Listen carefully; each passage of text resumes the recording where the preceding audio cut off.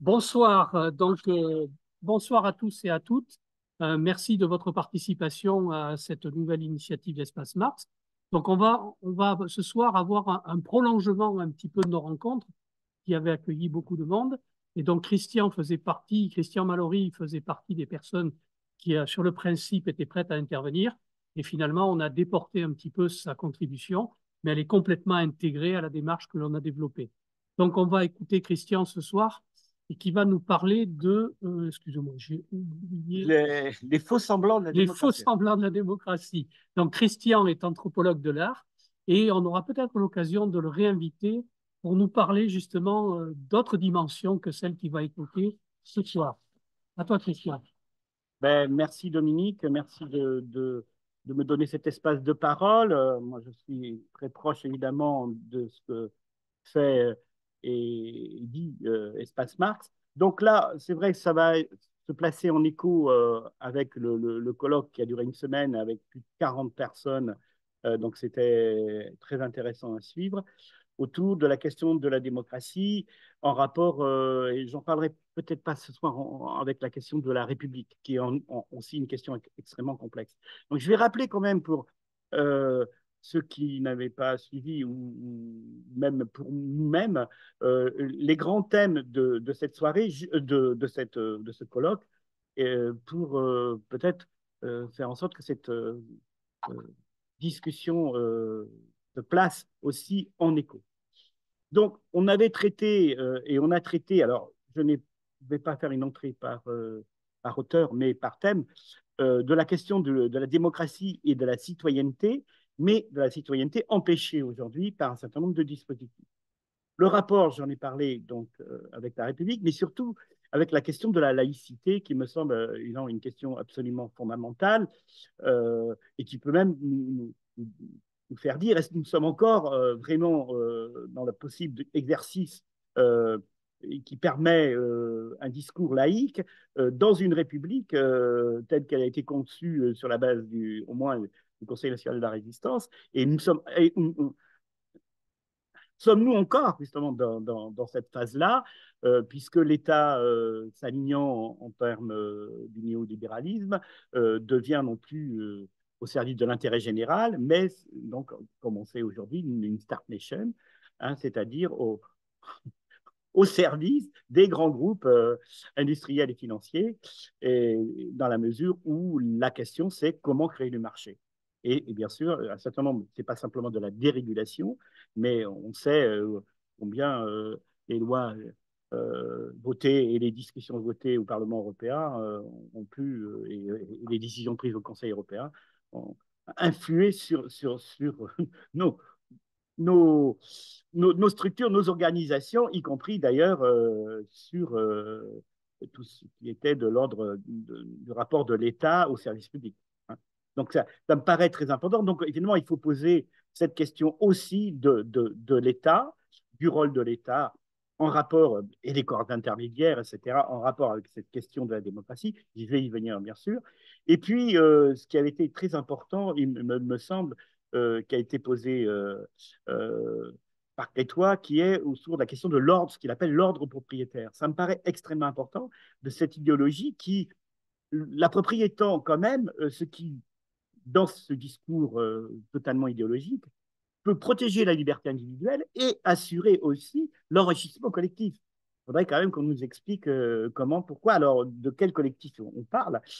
Et donc, cette question des élections aussi, puisque dans ces démocraties, dans la démocratie représentative dans laquelle on est, alors on peut varier, j'en parlerai un peu, mais le seul acte citoyen important, donc, ce sont les élections, mais on a écourté la campagne, etc. Donc, il y a tout un tas de biais qui font que, en fait, ça devient de plus en plus formel. Hein. Donc, on peut avoir une constitution, on peut avoir des élections libres, comme on dit, libres entre guillemets, mais en fait, la mise en scène qui est extraordinaire quand même de l'élection, c'est la victoire électorale. Et je célèbre la victoire dans une mise en scène, évidemment, qui est reliée par les médias, dans lequel, évidemment, je vais légitimer ma place de président. Alors, on peut se demander justement si la citoyenneté et l'exercice républicain est respecté dans cette forme de mise en scène de plus en plus spectaculaire, puisque la thèse que je vais défendre, c'est que nous sommes rentrés dans l'hyperspectacle et que cet hyperspectacle construit une simulation de la démocratie.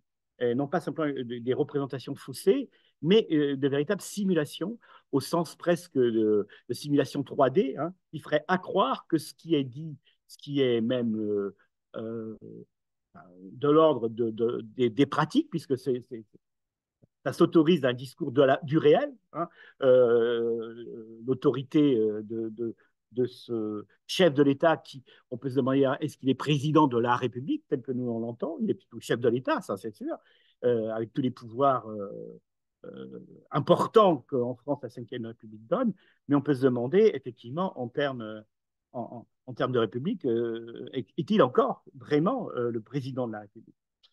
On aboutit en fait, et j'en terminerai là, dans ces thèmes, et ce que j'ai à peu près compris, à ce que j'appellerais, avec d'autres, la démocratie, des consommateurs, aux dépens, je dirais même la démocratie des individus consommateurs, aux dépens d'un débat construit, démos, le peuple et les citoyens, construit justement autour de la citoyenneté, des exercices de la citoyenneté, des pratiques de citoyenneté elles, sont de l'ordre du sujet, c'est-à-dire, n'oublions jamais que c'est un sujet, c'est-à-dire non pas simplement un individu, mais un sujet qui porte une histoire, qui porte une mémoire, qui porte la singularité de sa parole et qui va construire avec des droits et des devoirs que lui confère la République, un discours qui va lui permettre d'avoir ou d'exprimer une opinion plus ou moins construite, plus ou moins argumentée, mais ça, bon, ça dépend évidemment du trajet de chacun, mais au moins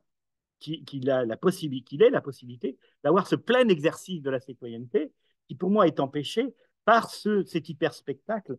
Ça rappelle, bien sûr, de bord, mais aujourd'hui, ça va plus loin avec les numériques et avec les écrans et la multiplication des formes d'écran, où constamment, et là, ça fait des ravages pas mal sur les jeunes générations, mais aussi sur tout le monde, nous sollicite dans le temps du travail, puisqu'il y a beaucoup de travailleurs qui travaillent avec l'écran, mais aussi du hors-travail et les écrans qui se multiplient aussi dans l'espace public. Hein. C'est hallucinant, puisqu'on l'affichage, ce qu'on pourrait appeler presque la propagande commerciale, évidemment, est multipliée et intensifiée. Alors, il y a le jeu, JEU, enfin, les jeux, etc., l'information continue, etc., par le fait que l'attention est prise. On se rappelle du mot du, du, du patron de TF1, hein, voilà, la question du temps, cerveau disponible. Mais la question, c'est extrêmement important de saisir que il ne s'agit pas simplement d'un débat d'idées avec la démocratie, ni même, et je vais y revenir, ni même de construire un rapport au projet démocratique ou à l'espoir démocratique, mais d'être très attentif aux pratiques, de manière à ne pas être dans une pure spéculation, qui peuvent s'apparenter et qui peuvent être la base justement des pratiques donc démocratiques, véritablement démocratiques, réellement démocratiques, d'une réflexion sur un projet politique et social communiste. Et ça me paraît très important, en sachant que la démocratie, c'est de toute façon une façon de légitimer, moi je pense, la pensée bourgeoise et la pensée libérale et aujourd'hui néolibérale, sous des prétextes, effectivement, d'un certain nombre de libertés d'expression, de liberté de la presse, des élections libres, etc. Alors, donc, faire entendre aux citoyens, et ça, c'est le côté de l'émancipation, si on y croit encore, moi j'y crois, que la démocratie, ce n'est pas simplement un débat d'idées, ni un projet à construire, hein, mais plutôt quelque chose d'un collectif qui serait à constituer, avec des formes qui sont déjà là, et qui en fait comprend aussi soi-même. C'est-à-dire, c'est pas la démocratie, c'est pas simplement des décrets, des lois, un système de pouvoir, donc un régime de pouvoir, pardon, mais c'est aussi quelque chose qui implique ma vie quotidienne. C'est-à-dire qu'il y a à la fois la question de la démocratie au sens de régime, effectivement, mais de régime de pouvoir, mais aussi comme monde, comme manière de vivre, comme mode de vie, comme je dirais,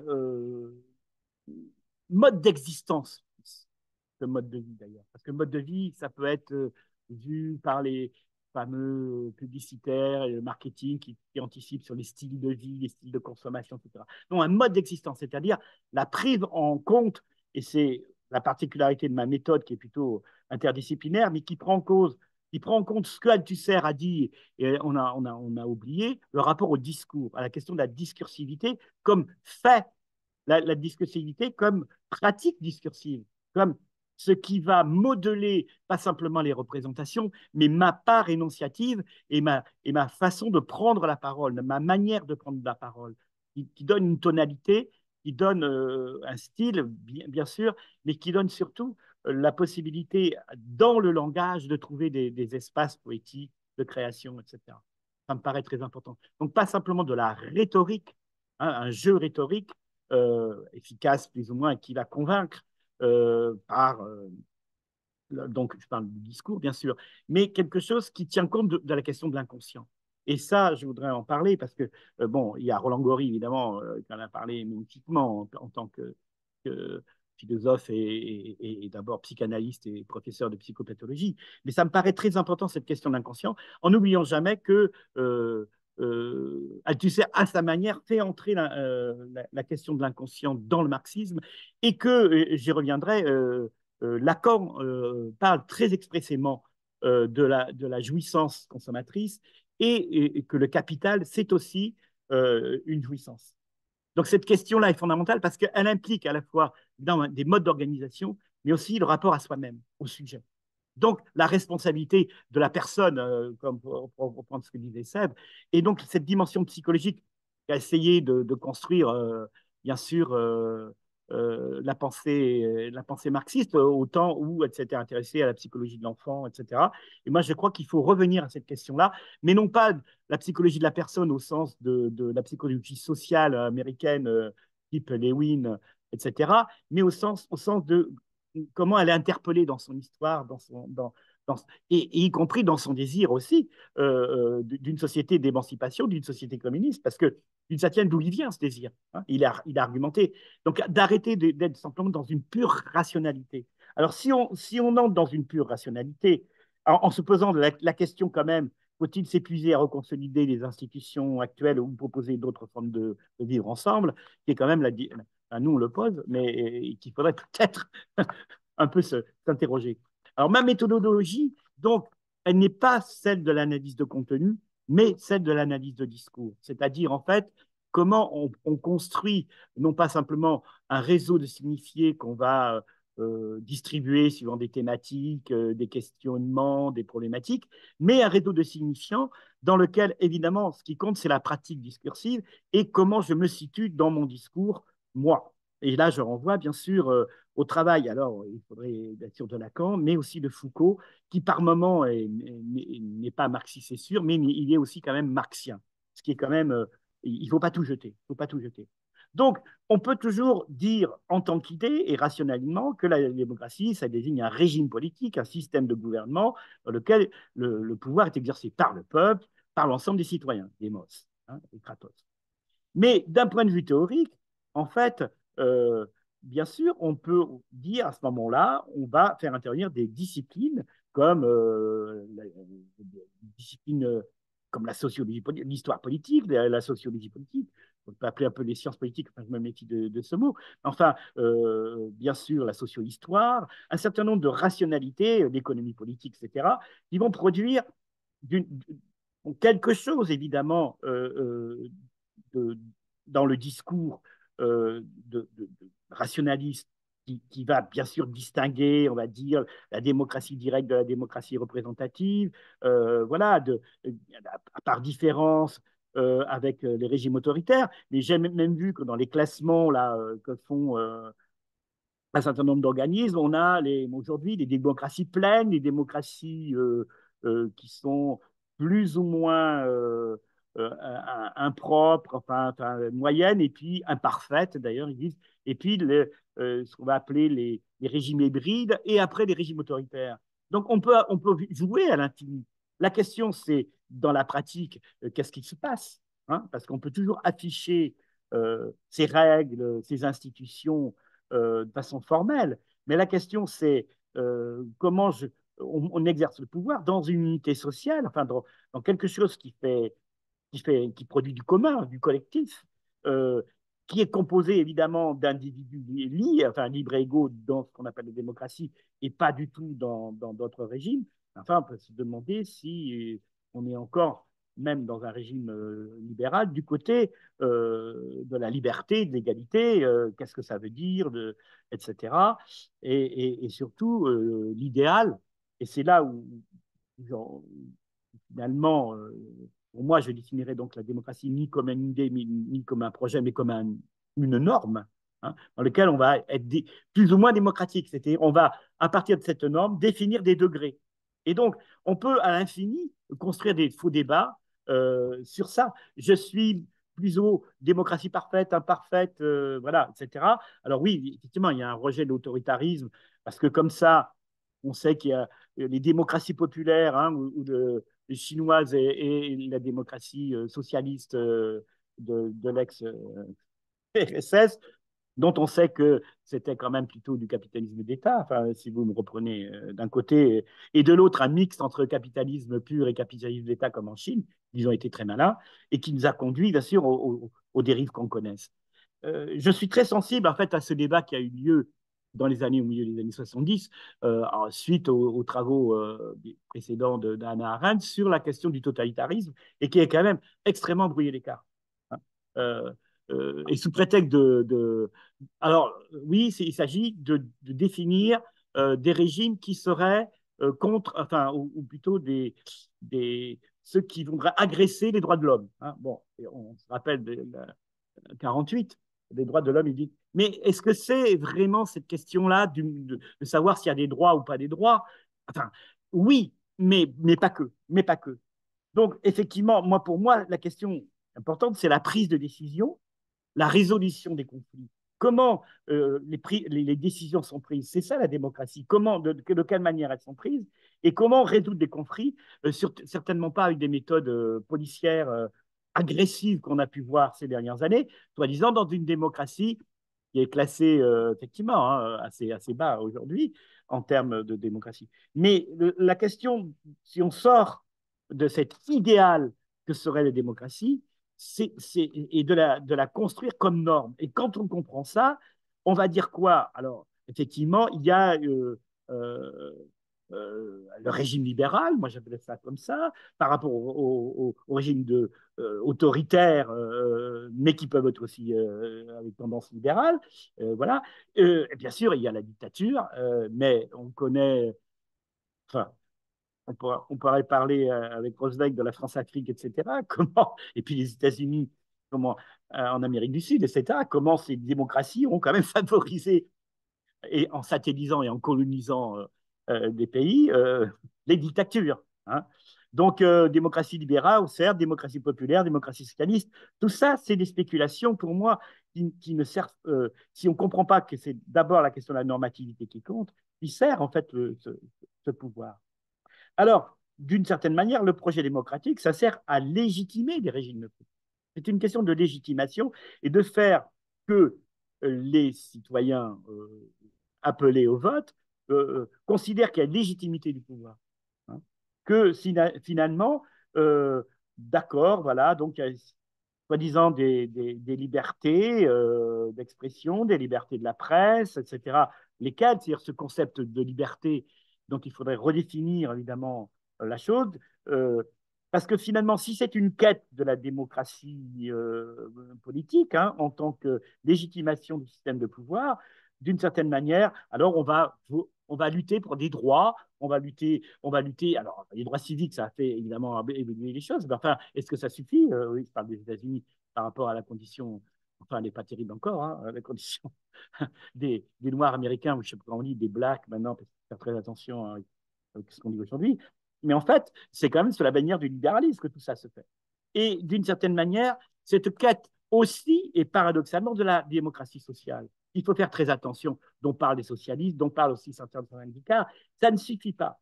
C'est-à-dire, oui, effectivement, et il faudrait dire, c'est pas simplement le droit à de meilleures conditions de vie, c'est pas simplement cette espèce de rapport au progrès d'une certaine manière, hein, au sens où tiens, aujourd'hui on se chauffe mieux que effectivement on peut pas dire que moi qui suis né à la Courneuve qui est grandi à Drancy à côté d'une cité qui s'appelait la cité Gagarine, la petite, hein, parce que l'autre elle était pas là, je crois qu'elle était à Vitry, mais enfin voilà, une cité populaire, etc.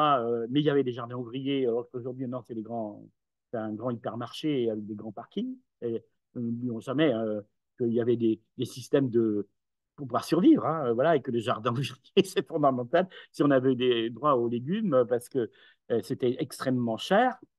Donc, en fait, je pense qu'il faut revenir à construire la démocratie comme simplement norme et de parler plutôt de pratiques démocratiques en distinguant les pratiques représentatives, des pratiques délibératives ou des pratiques participatives.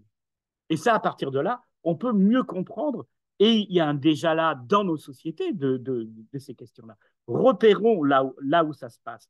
Évidemment que appliquer ces pratiques à une analyse très, très, très sérieuse de la discursivité, mais une discursivité qui cherche, par le jeu du signifiant, à, à, à trouver des pratiques. Hein, c'est ça l'idée. Hein, c'est-à-dire qu'un militant qui parle, on voit comment il pratique. Un militant apparatchik, on voit comment il pratique. Un publicitaire, puisque c'est la rhétorique publicitaire, et d'ailleurs, c'est presque une pseudo-poétique aussi publicitaire, mange l'imaginaire. Ça me paraît extrêmement important, cette histoire de l'imaginaire, comme émancipation. Donc, effectivement, des pratiques euh, à différencier, mais à mettre en rapport avec l'exercice du pouvoir d'État. Hein, c'est-à-dire, est-ce que l'exercice du pouvoir d'État, là, maintenant, aujourd'hui, euh, favorise les pratiques participatives et comment on se rappelle du grand débat, hein, voilà, de cette simulation extraordinaire, mais qui a quand même réussi au plan de pas mal de responsables d'associations, de militants, d'élus aussi, à asseoir la respectabilité de l'État dit démocratique, mais bien sûr aussi à la question des élections, quand on écourte de plus en plus, et y compris l'annonce de sa candidature et en plus la campagne électorale, mais aussi sur les lieux de travail, comment aujourd'hui il y a quand même, et c'est pas paranoïé dans certaines entreprises, ça a été un peu dénoncé, mais des surveillances avec des micros, peut-être pas des vidéos quand même, mais des micros cachés un peu partout. Aussi, tout ce qui va être, évidemment, dans les domaines euh, qui nous sont chers comme l'éducation, enfin à nous, comme l'éducation, les institutions éducatives, comment elles en sont, etc., les institutions hospitalières, etc. Quelles sont les pratiques? Si on sort de ces questions-là, comment exercer le pouvoir à l'hôpital? Est-ce que le pouvoir médical est encore adapté avec le grand professeur? Enfin, toute cette hiérarchie d'organisation. On nous dit que ça manque de moyens, certes, mais c'est peut-être pas suffisant de dire ça. Hein. Inventons d'autres pratiques, voilà, y compris en convoquant le personnel qui est bas dans les hiérarchies, et comme dans les services en plus ils se connaissent tous, pour prendre des décisions. Voilà. Et bien sûr, je pense quand même encore aux pratiques de participatives et aussi délibératives d'ailleurs autour des associations. Il me paraît très important qu'il y ait encore des formes de pratiques démocratiques là-dessus. Voilà.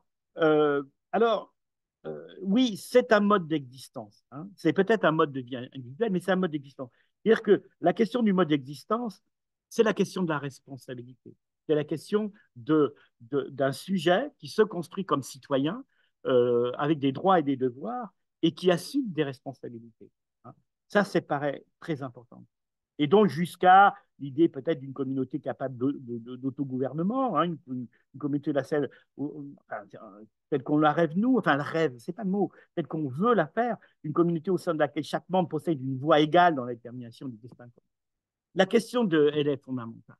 Elle est fondamentale. S'il n'y a pas ça, il n'y a pas la possibilité. S'il n'y a pas voix égale, avec le respect, sans le mépris de classe, etc., de la parole de chacun. Et c'est bien un sujet qui s'exprime là. Mais avec les droits et devoirs euh, qui fait qu'ils prennent la parole comme un citoyen en laissant la parole aux autres, etc. Et on voit bien que l'exercice de la démocratie directe, euh, voir si tout ça alors, on a, est compliqué, je voulais finir ma phrase, euh, aujourd'hui des gens qui parlent de la question du numérique et que dans des réseaux locaux, on pourrait, par le biais du numérique, inventer d'autres pratiques. Et ça, il faudrait peut-être qu'on y pense. Il y a peut-être un usage possible. Alors, eh ben, après, qui possède les câbles, voilà, l'infrastructure, qui me paraissent très importantes. Donc, effectivement, une communauté capable d'autogouvernement, d'autonomie, hein, comme on peut le penser. Et puis, bien sûr, euh, au-delà de la question du bonheur, de la promotion du bonheur, tel que d'ailleurs nous vend ce que j'ai appelé tout à l'heure la démocratie des consommateurs, euh, un- une idée de, du, de la joie plutôt, de quelque chose qui peut réjouir. Parce que je suis frappé, alors en termes de discursivité, pour avoir analysé tout ça, bon, mon champ, moi, c'est les industries créatives. Aujourd'hui, je pourrais dire ça, parce que j'étais dans les industries culturelles, mais aussi les industries créatives, qui va mettre sur le même plan quand même l'art, la culture, le tourisme et le sport. Hein, on en est là. On voit aujourd'hui la place dans ce gouvernement qu'on fait au sport, en disant peut-être sport et culture, c'est intéressant, etc., etc. Mais enfin encore que c'est du sport de compétition dont on parle, c'est pas de l'exercice sportif, de l'exercice de mise en forme qui est tout à fait démocratique et qui est important puisque la santé, euh, si c'est prendre soin, c'est quelque chose d'important. Mais en fait, la question, c'est plutôt de favoriser des relations de coopération mutuelle entre, entre des sujets libres et égaux. Hein, c'est ça la question, très importante. Euh, donc, un idéal normatif, j'y reviens, qui d'une certaine manière distribue des degrés de, de démocratie. Et donc, ce n'est pas l'idée d'être pour ou contre, hein, ou même de se définir, d'être défini par ce degré-là, euh, jusqu'au sortir de cette hiérarchie-là de l'imparfait, etc., euh, et d'être qualifié de régime autoritaire, attention, mais surtout, pensons aux luttes sociales et politiques, finalement, qui ont, bien sûr, à un moment donné, même des partis de gauche, dire le bonheur, la question du bonheur, la question euh, euh, de, des lendemains meilleurs, etc., mais qui est simplement idéologique. Je crois qu'il y a toujours une dimension, même dans le communisme, d'idéologie, mais au sens d'une idéologie non pas qui exercerait une domination, mais une idéologie qui réjouirait. Hein. Bon, voilà, il ne faut pas non plus, si on parle d'inconscient et si on parle d'imaginaire, penser que nous sommes que des êtres de la rationalité. Hein. Euh, il faut penser la question de la déraison, hein, comme a pu faire Foucault, et a été repris par Gori, hein, cette question, d'une certaine manière, où on a des rationalités folles aussi. Hein. La déraison, c'est ce qui, à un moment donné, produit une différence entre les normaux et les anormaux, hein, dans lequel on a enfermé des gens parce qu'ils étaient anormaux. On connaît dans les pratiques, et malheureusement, que ce soit les États, ben, tout ce qu'ont pu faire les Américains dans soi-disant sous prétexte du terrorisme, mais on pense aussi, bien sûr, aux pratiques staliniennes, etc., de l'enfermement et dans des hôpitaux psychiatriques. Hein. Voilà, la psychiatrie étant un, une façon de faire de la prison améliorée, si on peut dire, entre guillemets, c'est-à-dire dans une violence accrue. Hein. Donc, repérons les pratiques véritablement démocratiques pour pouvoir finalement les amplifier, leur donner une valeur, et une valeur évidemment qui n'est pas simplement celle des droits de l'homme ou du droit, mais je dirais une conscience une conscience révolutionnaire actée, non pas de celle du grand soir, mais une conscience révolutionnaire dans l'acte même, de prendre conscience dans l'acte même de la valeur de ces pratiques, de leur valeur. Parce que bien souvent, les pratiques sont dévalorisées. Et comme les savoirs sont dévalorisés, on connaît tous les savoir-faire et ce mépris. Parce qu'il y a deux grandes armes, en fait, que le capitalisme aujourd'hui néolibéral nous dit. Je prononce un discours vrai parce qu'il est basé sur la technoscience, donc sur euh, une, une, fallacieuse valeur qui n'est pas simplement de vérité, qui n'est pas la vérité scientifique, mais la vérité de la technoscience, c'est-à-dire on se sert de la science pour élaborer de plus en plus un homme augmenté, hein, un homme trans, machin, voilà. Je ne dirais pas humaniste, évidemment, mais surtout, et l'autre arme, bien sûr, ça va être cette construction donc d'une histoire qui serait presque achevée, c'est-à-dire euh, il n'y a que la démocratie libérale, néolibérale qui est l'idéal, et il n'y a pas d'autre système. C'est-à-dire, c'est même pas en débat. Il n'y a pas à débattre. Il y a juste à améliorer. Hein. Donc, comme c'était une façon d'oublier évidemment l'historicité, d'oublier que tout exercice qui pense le présent ne peut penser le présent que à l'éclairage du passé, mais d'un passé qui fait retour en acte, hein, comme Benjamin l'explique. Alors après, on peut toujours discuter sur la question de la dialectique. Est-ce qu'il y a une synthèse possible ou pas? Ce qu'il appelle une dialectique à l'arrêt, Benjamin, ou même Adorno, une dialectique négative. Mais ça, c'est toute une discussion. En tous les cas, quelque chose se passe qui fait irruption à un moment donné comme événement dans ce ronron de ce beau mot quand même de Foucault il appelle ça le régime de vérité, c'est-à-dire comment la question de la vérité, c'est pas une question ni relative ni absolue, mais c'est une question provisoire. Et comment, en fait, le régime de vérité, c'est ce à quoi il faut croire. Hein. Alors, évidemment, on a pas mal aujourd'hui, donc, la technoscience. Il faut croire à l'homme augmenté. Hein. Et derrière, il y a la pratique, enfin, il y a la pratique, oui, mais il y a surtout la question fondamentale du discours des marchés. Et la question pratique, concrète, derrière cette illusion de l'hyperspectacle, c'est créons du marché en s'appuyant sur l'État. Et donc, libéralisons et aussi faisons des cadeaux évidemment fiscaux et aussi donnons de moins en moins, par exemple, de dotations aux collectivités locales et territoriales, puisqu'il y a un décalage, et ça c'est très intéressant, dans ce que certains euh, penseurs du politique ont appelé la démocratie locale, parce qu'effectivement, on a le fait que les personnes qui ont été recrutées en tant que techniciens, fonctionnaires dans les collectivités locales et territoriales sont plutôt des gens compétents qui sont capables de, de, de, de faire en sorte que les... Enfin, ça dépend le niveau de conscience des politiques, mais que les politiques ont une expertise intéressante. Voilà. Et on sait, malheureusement, là où est reproduit l'élite, hein, dans ces fameuses. On parlait de Stanislas, c'était Amour de rire ou Paul d'Alsacienne, etc. Parce que ça passe dans l'espace public. Alors, ça, on le sait depuis longtemps, nous. Mais c'est tout à fait étonnant, comme évidemment, ils échappent, alors avec ce mot incompréhensible d'éducation qui se vante que ses enfants ont été dans le privé.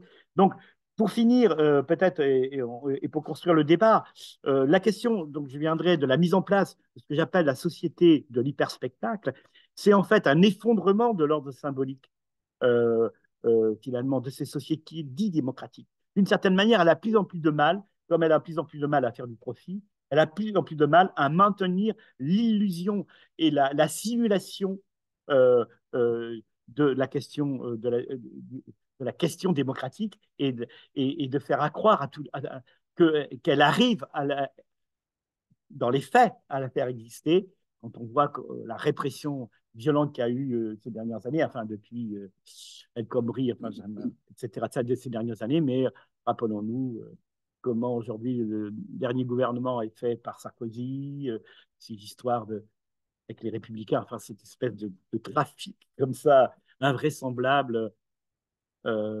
on met enfin, où même on met en scène le gouvernement et non pas la gouvernementalité comme un gouvernement de personnes issues des grandes écoles, donc de l'élite en fait, et qui de toute façon ne sont pas simplement des sachants, mais de ceux qui sont autorisés presque naturellement à gouverner. Hein, et dont certains n'ont jamais été même des élus, ce qui est quand même incroyable. Donc voilà, on en est là. On en est là. Donc après, ben, ouvrons la discussion. Bon, j'aurais pu parler du concept que j'ai un petit peu forgé, mais ça, pour l'instant, c'est dans. Depuis 5 ans, je m'attache à faire des synthèses de synthèse. J'ai écrit quand même plusieurs dizaines d'articles, peut-être une cinquantaine. Et dedans, j'ai fait 5 ou 6 articles en dirigeant des revues, des numéros de revues, que ce soit donc, en ligne c'est un peu ma pub, mais c'est pas tellement ça. C'est surtout pour dire la synthèse dans laquelle j'ai sur les questions des arts de faire, que je tiens à Michel de Certeau, mais enfin, avec des pratiques, ce qu'il appelle les pratiques ordinaires. Là, voilà. Alors, ça s'appelle Design, Art et Médias, Dame. C'est journal Dame Presse, voilà, qu'on trouve en ligne, très bien documenté. Mais aussi, à partir de mon labo, des Arthès, des cahiers d'Arthès, suite à des colloques que j'ai organisés autour de cette question, finalement, du discours et de la vérité, y compris la question de l'imposture dont a posé très bien Gori, hein, Imposture et vérité. D'ailleurs, il était invité à ça. Et je termine là une synthèse en, dans une revue de psychanalyse qui s'appelle Clinique méditerranéenne, qui n'est pas étrangère à Gori, mais qui est dirigée par sa compagne, qui est médecin et psychanalyste, qui s'appelle donc Clinique méditerranéenne, où j'essaye de comprendre la relation Foucault-Lacan autour de cette question du discours et de la vérité.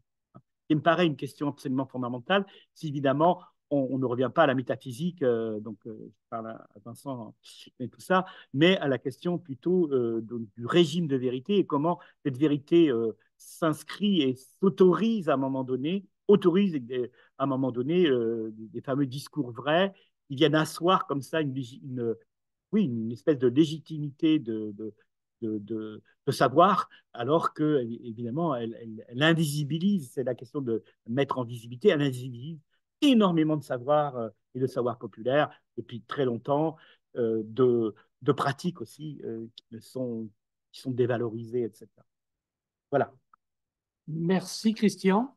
Est-ce que parmi nos personnes présentes, vous souhaitez éventuellement réagir ou demander un éclaircissement? Vincent, Martine, Chantal? Alors, vos micros sont éteints, donc pour pouvoir intervenir, vous réouvrez votre micro. Vas-y, Vincent, là, c'est bon. Bon, euh, ben, premièrement, comme ça un peu en vrac, mais euh, l'intervention est à ton image, c'est-à-dire foisonnante. Euh, un peu en vrac, la première remarque, c'est par rapport à la référence assez constante à la société du spectacle. euh, Est-ce qu'il y a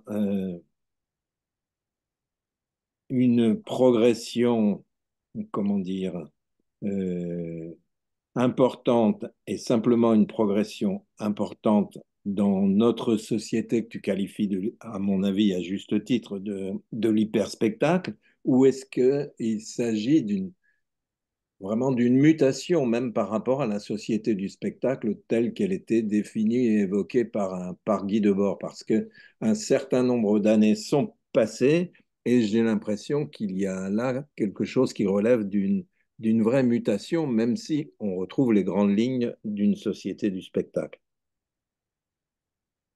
Euh, oui, ta question est tout à fait pertinente. Euh, je dirais que le rapport à la représentation, puisque je suis élève de Louis Marin, où j'ai travaillé cette question plutôt dans l'âge moderne, hein, c'est-à-dire 16e, 17, 18e et bien sûr début du 19e, avant, jusqu'à la guerre de 14, euh, et a été, je pense aussi au livre de Daniel Bougnou, La crise de la représentation, a été une manière d'inventer une logique moderne qui a permis le raisonnement scientifique, en ce sens qu'il y avait un ordre de la représentation qui était une distance critique par rapport à la sensation et l'émotion. Et donc, cet usage de la représentation, euh, qui peut être aussi, bien évidemment, porté par la mimésis, euh, euh, amenait la société à produire des imaginaires, des formes de pensée, de raisonnement, dans lequel euh, la rationalité suscitait des débats. Alors, bien sûr, des débats qui pouvaient être construits, argumentés. La société du spectacle, évidemment, c'est une expression qui met à mal la représentation, puisque ce qui est impossible dans la société et spectacle, c'est de, enfin, d'une certaine manière, c'est une manière enfin, de bord, avec le cinéma, arrête l'image, hein, il fait des noirs, des blancs, euh, c'est de croire aux images parce que émerge la propagande. Alors bien sûr, on sait comment les nazis l'ont fait, avec le développement des industries, donc comme le cinéma, il y avait aussi la radio et puis la publicité, qui vont en fait produire un trafic, ce que j'appelle un trafic des représentations. C'est-à-dire, ça a l'aspect de quelque chose, mais en fait, compte, ça cache quelque chose. Et effectivement, cette impossibilité de saisir par le spectacle ce qui est en train réellement de se passer. Puisque un des fondements du concept de spectacle chez Debord, il le prend euh, ah, je ne connais que lui, au metteur en scène allemand extrêmement important. C'est pas possible. J'ai un trou. De la distanciation. Donc, Brecht. Brecht. Voilà, on connaît tout.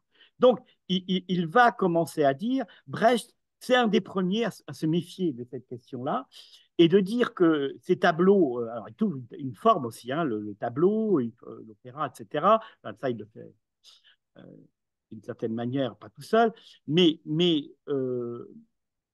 qui va permettre aux spectateurs, puisque d'une certaine manière, le dispositif de spectacle, c'est il y a une scène et il y a une focalisation des regards sur cette scène, avec ceux qui agissent sur scène et ceux qui sont passifs, qui sont dans la salle, hein, et qui vont focaliser leur regard sur ce qui est en train de se passer.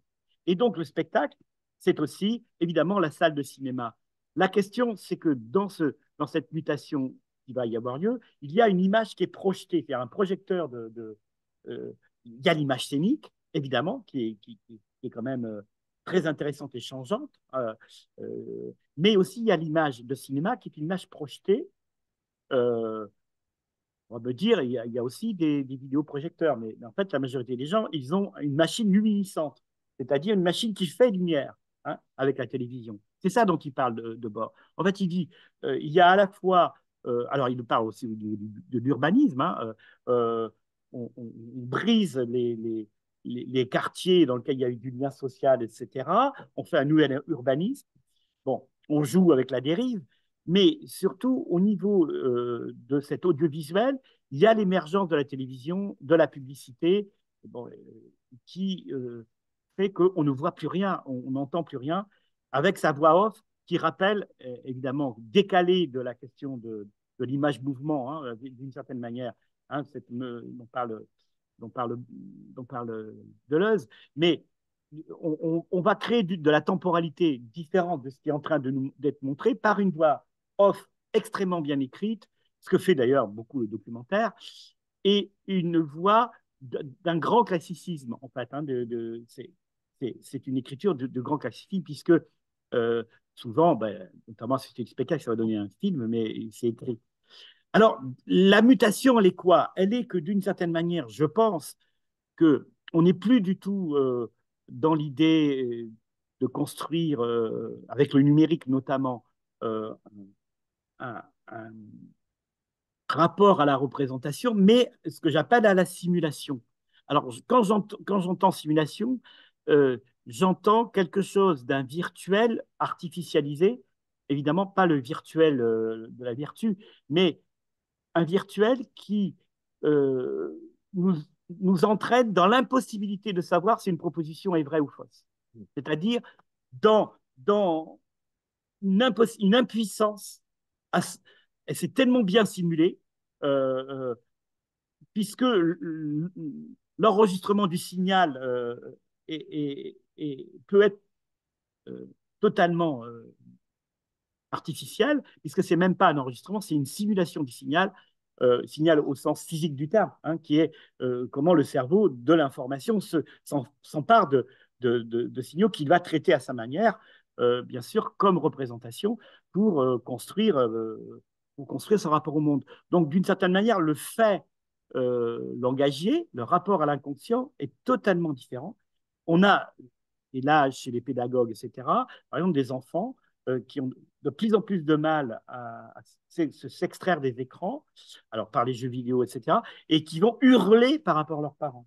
C'est-à-dire leur rapport au langage est en train d'être modifié. Hein. Je n'ai pas pris assez d'exemples, mais on sait que l'apprentissage de la langue, c'est aussi de la corporéité. Hein, c'est bien sûr se défaire de la, de de cette fusion avec l'instance dite maternelle, enfin l'instance, voilà, pour s'extraire de cette fusion progressivement par la question de la loi et du rapport à l'autre. Et il me semble que ces structures d'addiction dont sont faits, par exemple, alors c'est-à-dire c'est un raisonnement pervers qui a été inventé d'abord par la publicité, puisque c'est un principe de non-contradiction. Hein. La publicité, il n'y a pas de contradiction dans la façon d'agencer les images et de narrer des histoires, parce que de plus en plus on travaille aussi sur le discours, mais aussi sur la narration, la narrativité, totalement idéale, où l'idéal est construit par l'objet technologique, par l'objet euh, du progrès. Donc oui, c'est une mutation, puisque les objets deviennent connectés. Effectivement, nous passons des objets ici maintenant en place donc c'est la question de l'espace est fondamentale. Ils sont là, et donc il y a une certaine physicalité, une objectalité de l'objet, alors qu'aujourd'hui, s'il est évidemment, on est là, mais là par exemple, nous, on est là, toi, tu es chez toi, et évidemment, cette interface qui s'appelle l'écran nous met dans une situation où on est obligé ben, évidemment, même si là, on ne simule pas un discours, mais on a quand même, j'ai écrit, j'ai fait référence à des écrits, etc. On doit passer par d'autres supports pour construire effectivement ce rapport à l'image. Si on ne le fait pas, et en sachant comment ce dispositif technique est aussi un dispositif un dispositif du rapport à l'énonciation, d'une certaine manière. Donc, ta question est tout à fait juste.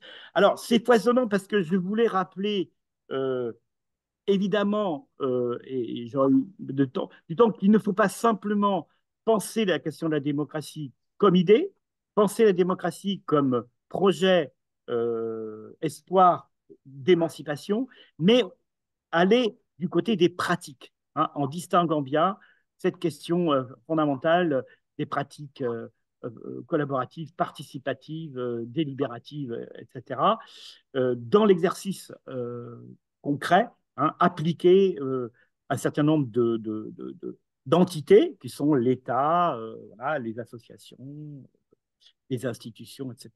C'est ça que je veux dire. Donc, oui, mais par contre, soyons pas pessimistes en disant que les artistes sont tout à fait conscients, je pense, de tous ces dispositifs-là, y compris, voilà, peuvent, dans leur fiction, faire jouer. On sait ceux, par exemple, les artistes qui détournent les caméras de surveillance, par exemple, ou ceux qui vont se servir du smartphone pour faire des films, etc. Hein, puisque il n'y a rien de plus terrifiant que de penser que l'image, c'est le réel. C'est-à-dire qu'aujourd'hui, la représentation, hein, comme tu le sais, évidemment, enfin, il y a deux types de façons de voir. C'est la représentation de ce qui représente quelque chose d'absent. Il y a aussi la représentation qui se présente en représentant, comme l'acteur qui est à la fois là, sur scène, en tant que personne, mais qui représente un personnage. Hein, il y a les deux modes de représentation dont parle très bien d'ailleurs Louis Marin, en expliquant que la pragmatique ou la signo-pragmatique s'est intéressé à la question qu'il appelle la présentation de la représentation.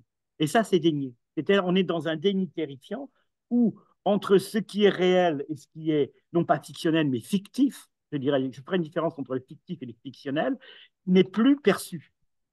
Et donc, impossibilité d'en parler, c'est-à-dire presque d'avoir une impuissance dans la langue à pouvoir énoncer un discours, parce que soit ça ne concerne pas, ou presque puissant au sens Nietzsche, donc me sentir impuissant à exprimer, ça dépend de quel Nietzsche on parle, exprimer quelque chose de l'ordre d'une citoyenneté, c'est-à-dire d'une prise sur la réalité par mon propre discours. C'est là où la question du sujet me semble importante.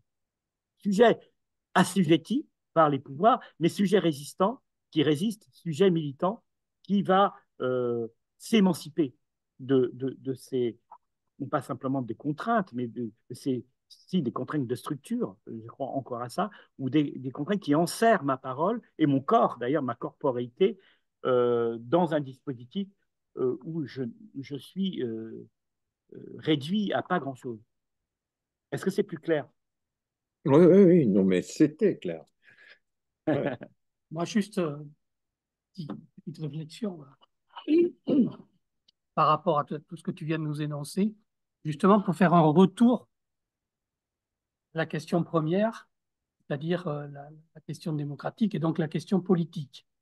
Puisque, évidemment, tout ce que tu nous as évoqué, évidemment, peut fonctionner et fonctionne dans le monde, non plus de la représentation artistique, mais dans le monde de la représentation politique.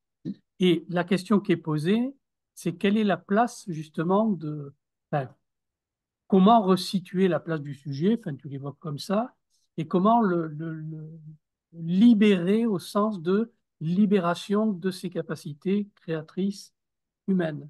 C'est-à-dire faire en sorte que, enfin, est-ce que c'est pas ça justement le rôle premier, je dirais, de la norme que tu as évoquée, que de créer les conditions pour que la capacité individuelle, la capacité des sujets puisse se développer dans le champ politique en particulier. Parce que c'est là où on a peut-être un petit peu de mal à... Alors, oui, merci de ta question, Dominique.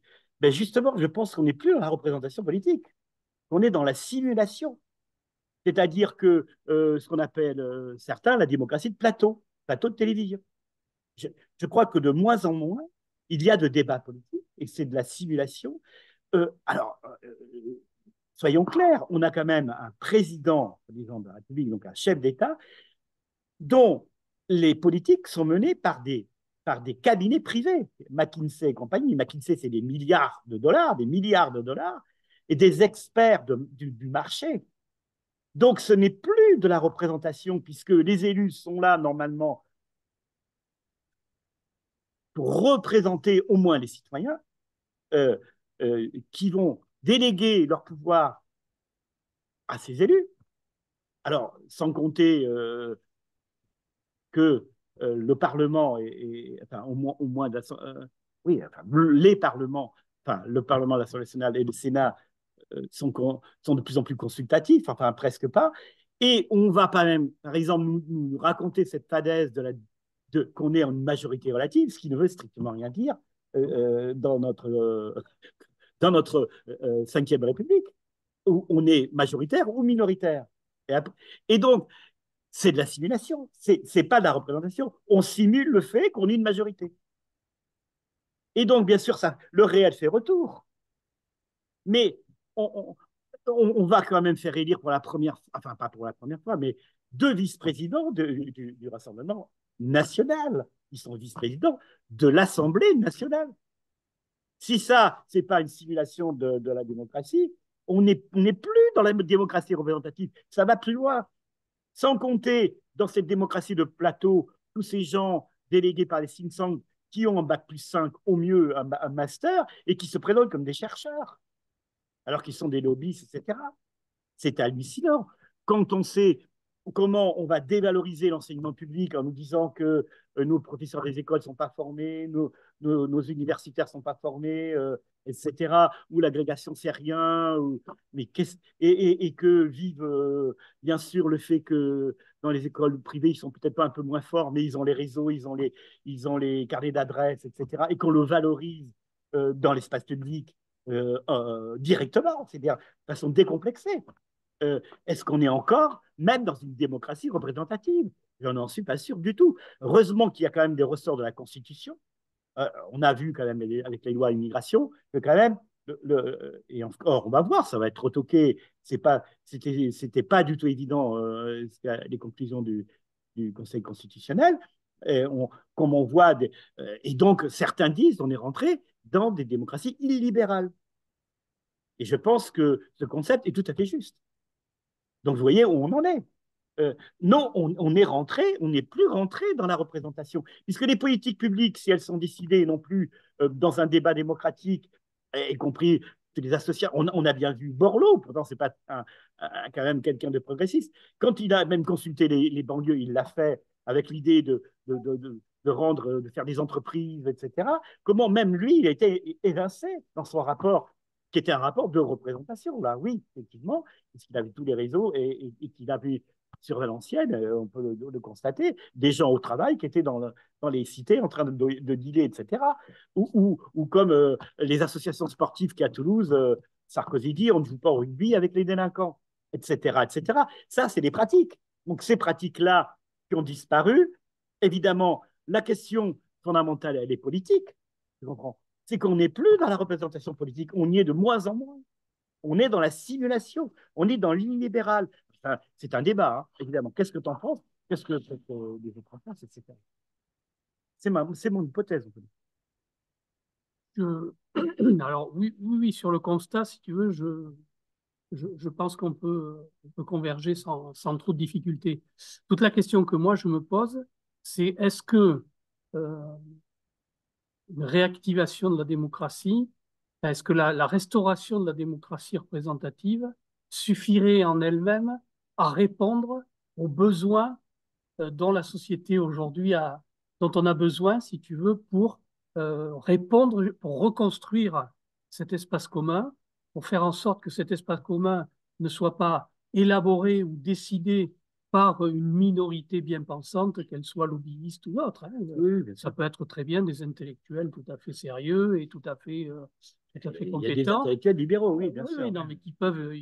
avec leur qualité voilà. intellectuelle. Comment toi, tu vois, je dirais, la recherche, non pas il ne s'agit pas de faire table rase, mais il s'agit peut-être de prolonger et de pousser jusqu'au bout, de manière à faire émerger ce qui, dans la société, frappe à la porte.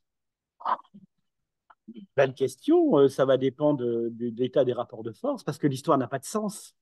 Ils nous disent que l'histoire a un sens, et alors le progrès technologique. L'histoire n'a pas de sens. L'histoire, c'est les rapports de force à un moment donné, et c'est de la lutte de classe. Donc, ça dépend de nous, d'une certaine manière. Alors, le retour à la démocratie représentative, je n'y crois pas du tout.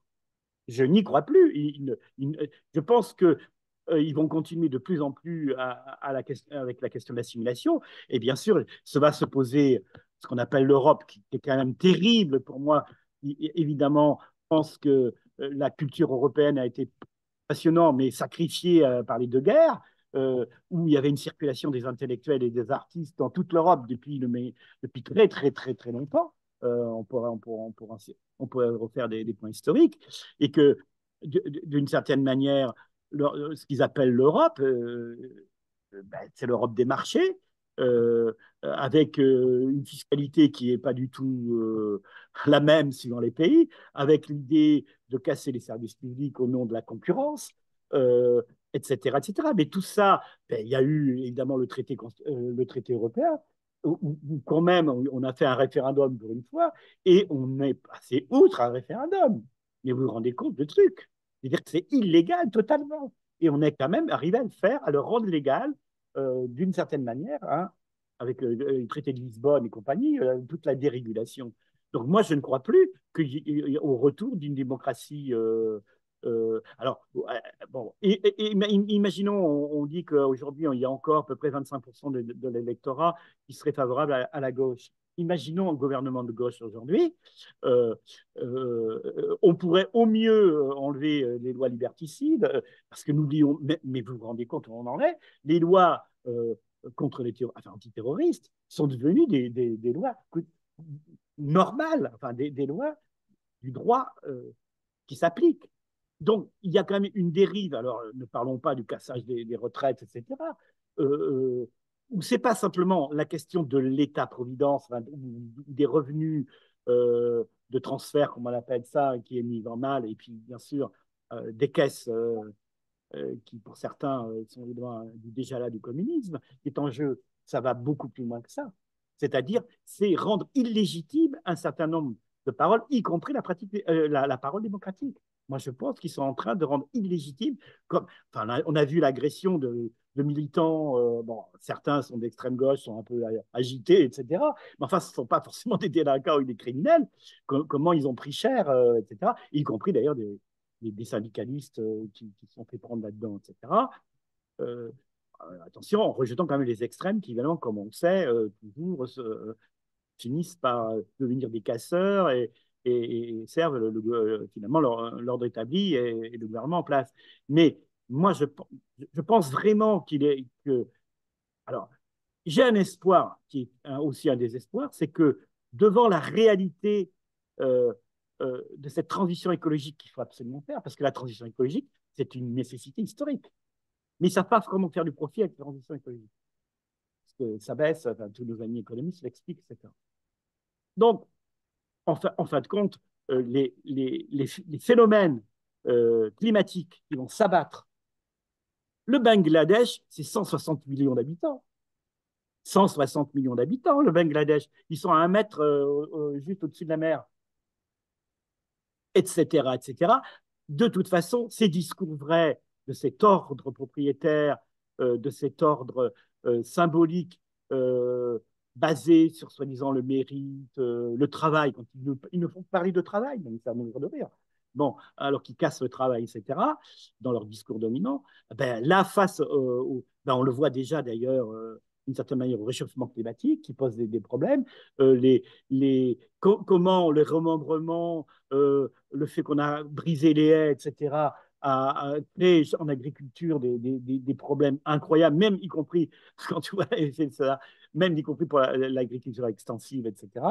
Donc, il y a des contradictions qui sont là. Et l'écologie, enfin, c'est Jean-Marie Ribert, il avait vu depuis assez longtemps, qui disait que d'une certaine manière, la question écologique, c'est aller repenser en termes évidemment du communisme, etc., est une question majeure. Oui, alors, bien sûr, vous avez vu qu'on allait poser avec la green economy, etc., de façon complètement délirante, ou même par les partis verts qui me semblent un peu bizarres, si ce n'est, enfin, je n'oserais pas dire, mais vous voyez ce que je veux dire, dans un discours d'ingénierie, d'une certaine manière, même s'il ne faut absolument pas rejeter l'ingénierie et la technologie, parce qu'on sait combien quand même le nucléaire a été important pour nous et encore, mais il est sûr qu'il n'y aura pas de retour.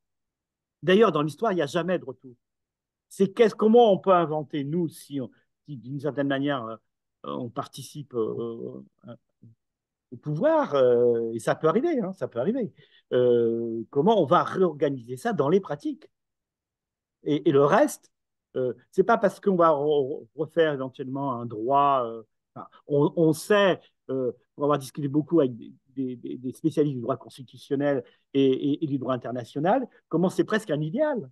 C'est-à-dire que tu lis les articles de loi, tu te dis on est au paradis. mais jamais rien n'est appliqué dans les pratiques. Enfin, le droit international, il est bafoué tous les jours. Mais ces discussions soi-disant diplomatiques, etc., il y a quand même la réelle politique qui est là. Quand on voit ce qui se passe en Israël, enfin bon, il y a d'autres copains plus spécialistes que moi, et même en Ukraine d'ailleurs, et comment c'est dans la réalité dans la réalité de l'action et dans les discours de presse, etc., ces faits historiques sont traités. Donc, moi, je n'y crois plus. Je n'y crois plus. Je crois qu'il faut inventer autre chose. Et y compris, et dans les jeunes générations, il y a une mise en, ça si j'aime bien, une mise en avant du jeu, du sujet de l'individu. Et effectivement, ces jeunes générations, elles ont fait plus d'études. Elles ont eu la chance de pouvoir poursuivre. Alors, c'est bien chaotique. On sait très bien qu'aujourd'hui, bon, il y a des problèmes de conceptualisation et autres. C'est un peu long là. Non, Mais, non, non, mais quand même, moi, je ne crois plus à ça. Je pense qu'il faut inventer d'autres choses. Ayons ayant la capacité d'inventer d'autres pratiques démocratiques. Et je pense qu'on peut le faire. Au niveau local, il y a déjà des choses, euh, mais on peut le faire ailleurs. Bon, bien sûr, la question, c'est sur les marchés mondiaux, comment on se place, comment nos industries se placent. On a quand même vendu Alstom. C'est quand même, vous vous rendez compte qu'on a fait ça. On a vendu Alstom. Enfin, c'est le fruit de la science et de la technique française de enfin, c'est énorme, enfin, c'est plus d'un siècle. Enfin, donc, on voit bien qu'on est dans la simulation. On est oui, mais dans alors, justement, alors, la simulation, ça peut être aussi quelque chose d'utile. Enfin, je veux dire, alors là, si je me place simplement d'un point de vue oui, oui, oui, mais pragmatique. construction, Mais je ne dis pas que c'est pas utile, hein, non, attention. non, non, non, mais ça peut être utilisé justement pour expérimenter de nouveaux modèles, de nouveaux paradigmes, de nouvelles manières de construire, de faire, etc. Oui, mais si elle est Mais, désignée comme simulation, Dominique. mais voilà, alors on est bien d'accord. Ouais, Non, non, évidemment, mais c'est vachement important. tout à fait, D'ailleurs, toute la pensée scientifique, c'est aussi des expérimentations qu'on appelle de la fiction théorique. bien sûr, bien Donc, sûr. je ne parle pas de ça, je Non, parle non, quand non, on mais leurre. Voilà. j'ai bien Quand compris, on passe de la représentation à la simulation tout à fait. sans le dire. Alors, la question quand même que moi je me pose, si tu veux, c'est que dans tout processus de déconstruction, si on ne donne pas à voir des éléments, je dirais, d'indication, enfin Oui, d'éléments qui permettent à voir ce que pourrait être le nouveau compromis social ou le nouveau compromis oui, politique oui, à venir, si tu veux, ou à construire ou à élaborer, ou la direction à prendre pour y aller. oui. Euh, et la question que je me pose, c'est est-ce que ça peut être simplement dans le champ conceptuel ou est-ce que on n'a pas à Non. établir un nouveau rapport avec la réalité, avec ce que les gens expérimentent déjà Oui, eux-mêmes oui, oui. dans leur pratique quotidienne, dans leur vécu immédiat, qui leur permettent justement de reprendre pied et de reprendre et de remaîtriser à nouveau leur environnement et leur devenir. Bien sûr. Alors moi, je pense qu'on est sorti du sacrificiel. On est sorti, il y a un certain bonheur de la consommation. C'est-à-dire, dans cette démocratie, mais quelle est que démocratie, c'est là le problème, de consommatrice, là, il y a un problème, mais il y a une certaine démocratisation. C'est vrai. Enfin, je me rappelle, moi, je suis né au milieu des années 50. Enfin, alors, je ne vais pas faire le mélo, mais enfin, on avait deux pièces. L'eau était sur le palier, l'eau froide. Et on avait la cheminée, la cuisinière qui chauffait et qui faisait la cuisine. On avait les toilettes qui étaient au fond de la cour, etc. Donc, pas de chauffage central, etc. Les chambres, évidemment, il fallait faire voilà, des chaufferettes, voilà. Mais j'ai vécu là-dessus. Des bouillottes aussi. Ouais, mais ça s'est amélioré. La bouillotte, c'était déjà mieux. On avait quand même l'électricité, sans compter que dans les années 50, à la campagne, il n'y avait pas d'électricité. Donc, évidemment, cette révolution technique du confort, et aussi d'ailleurs, j'habitais donc Drancy, pas loin de La Courneuve et puis pas loin de Nanterre, etc., où il y avait plein de bidonvilles. Mais attendez, les gens ne se rendent même pas compte, mais c'était peut-être 10 000, 20 000 personnes, des bidonvilles à perte de vue. Donc évidemment, les jeunes d'aujourd'hui, on a l'impression de parler de Moyen-Âge, mais on existe. Ça fait quoi ça fait 50, 60 ans, quoi. 50, 60 ans. Donc cette révolution, évidemment, mais ça c'est la force du capitalisme, on ne peut pas dire que la consommation n'a pas... je me rappelle, mes parents, ils m'expliquaient qu'un un réfrigérateur, ils disaient frigidaire à l'époque, c'était plusieurs mois de salaire.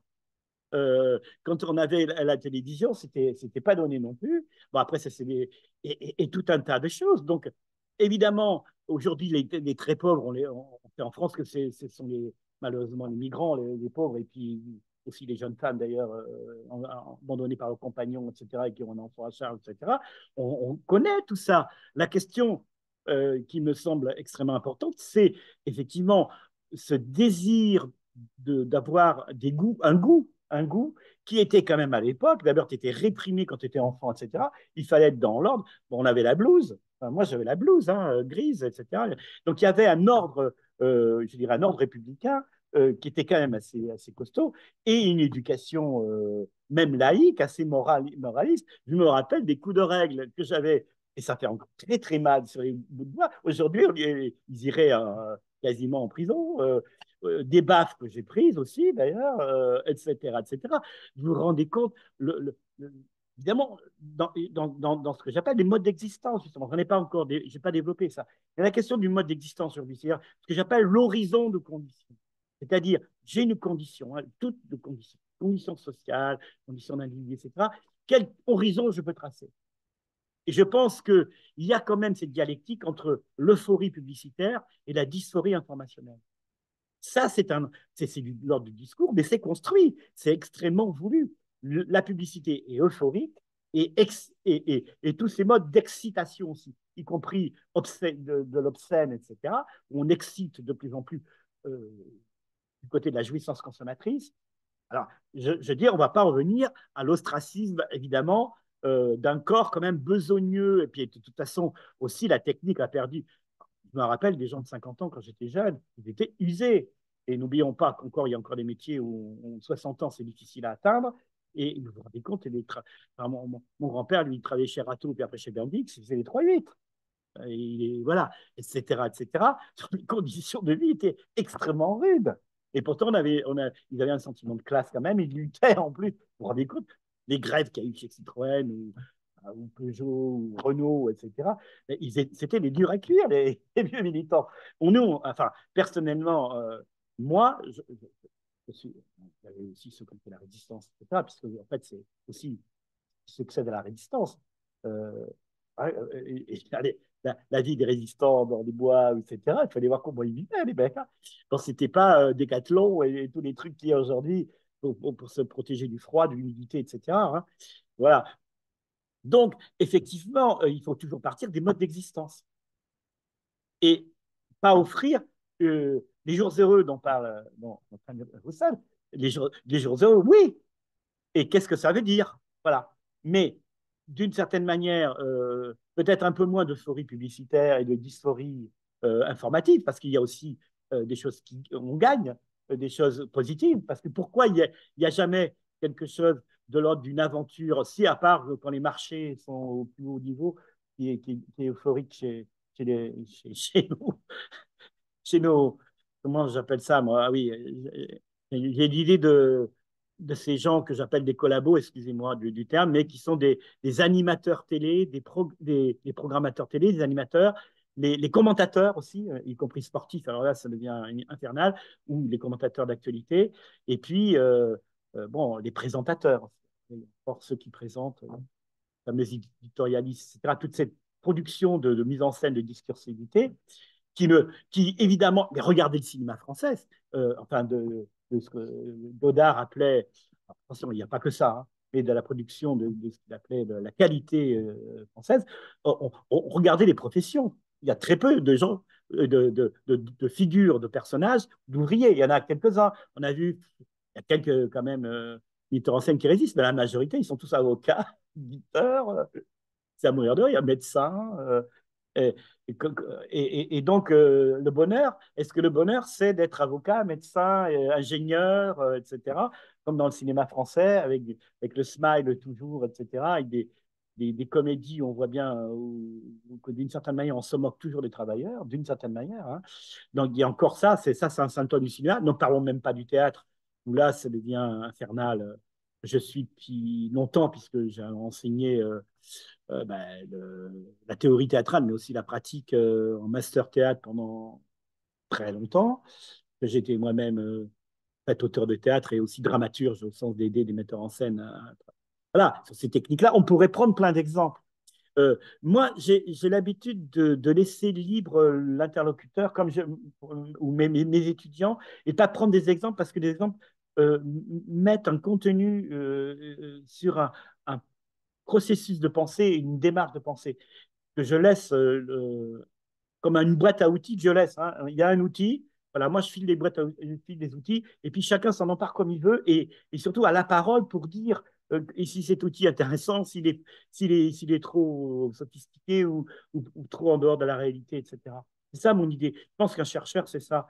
C'est quelqu'un qui, ben, d'une certaine manière, ben, c'est ça la démocratie, voilà, euh, offre des possibilités hein, d'appréhender le monde. C'est ça l'idée politique aussi.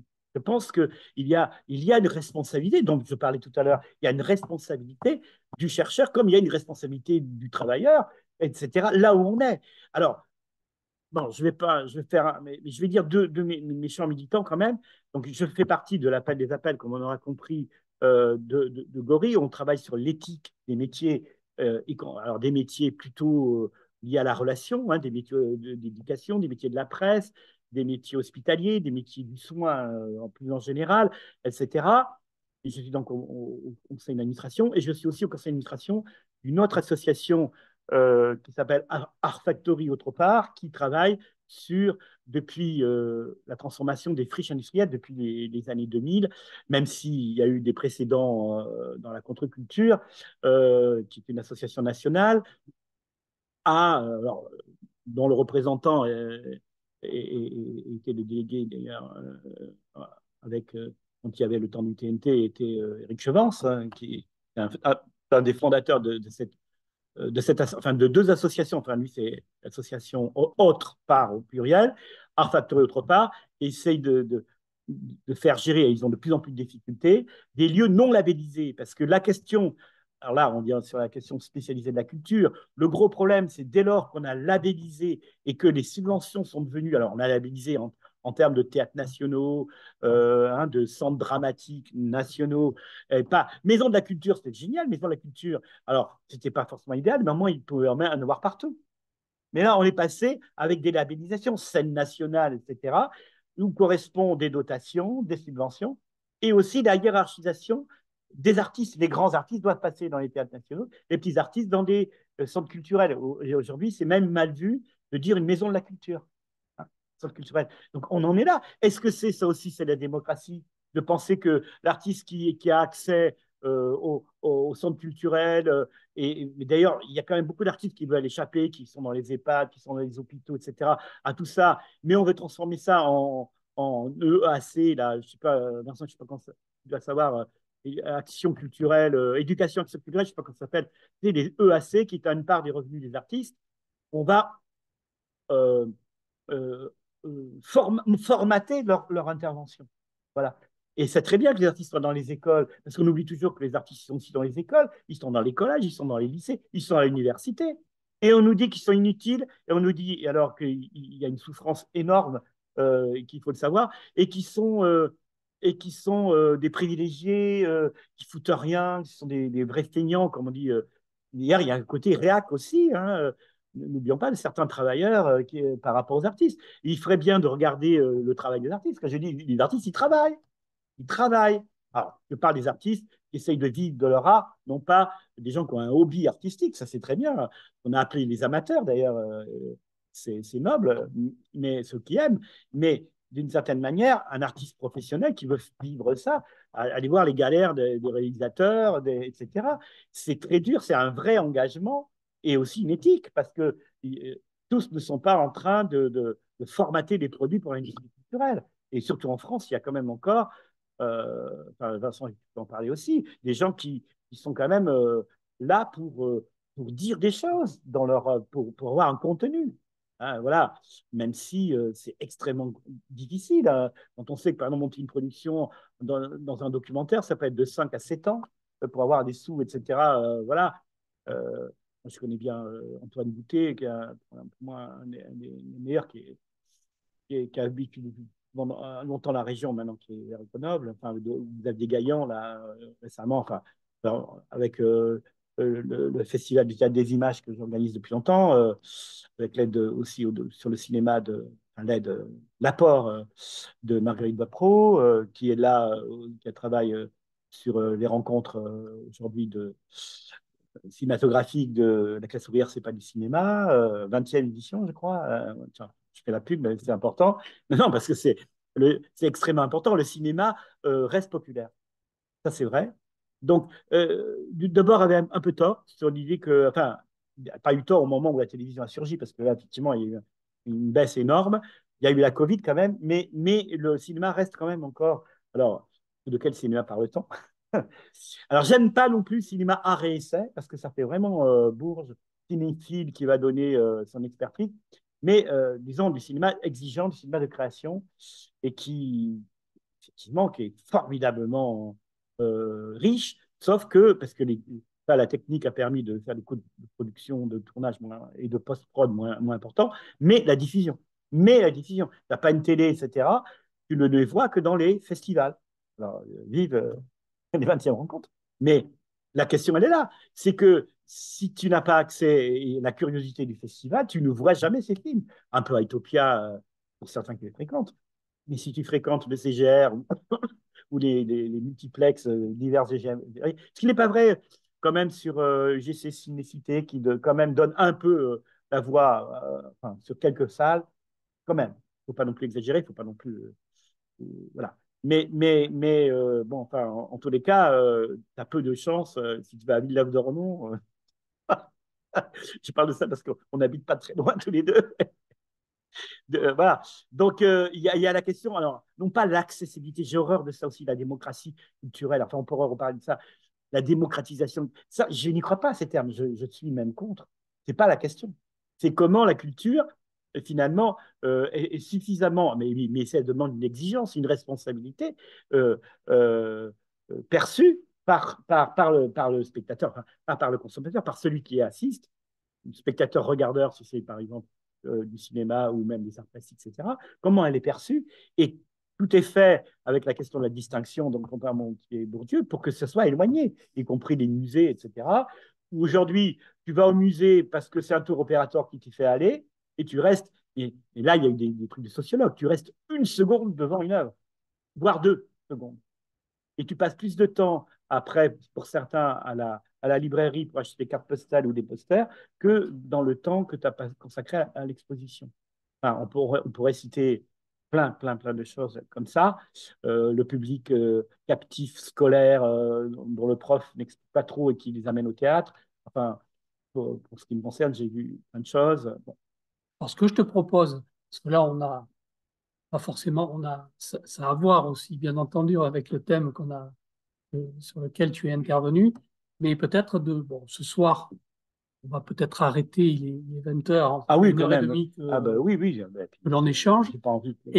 Non, non, mais moi, j'aimerais effectivement qu'on ait une suite éventuelle, mais peut-être en se centrant plus sur ce qui a été l'objet de ton activité professionnelle et que tu nous as fait partager depuis très longtemps.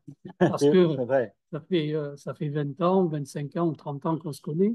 Et tu faisais, Oui, je tu pense que c'est 30 ans, ouais. participais, oui, Ouais, ouais. à des Ah, il y a ateliers des ateliers, bien sûr. des ateliers d'Espace Marx, justement, au Théâtre de la Source, au Oui. théâtre à Bègle, qui maintenant À s'appelle le l'époque, j'étais intermittent du Théâtre spectacle Amiens. parce que effectivement, j'ai le passage de l'intermittent euh, au, alors, j'ai rencontré Michel de Certeau, etc. Je suis diplômé de l'école des hautes études.